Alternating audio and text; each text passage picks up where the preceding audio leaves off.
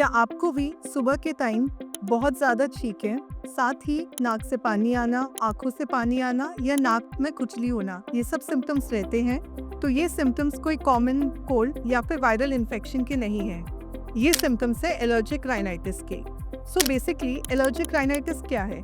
Allergic rhinitis हमारी body का hyper sensitivity reaction है बहुत कॉमन एलर्जन से, जो कि धूल, मिट्टी, पॉलन्स या पोल्यूशन होते हैं। सो इसको कैसे प्रिवेंट करें?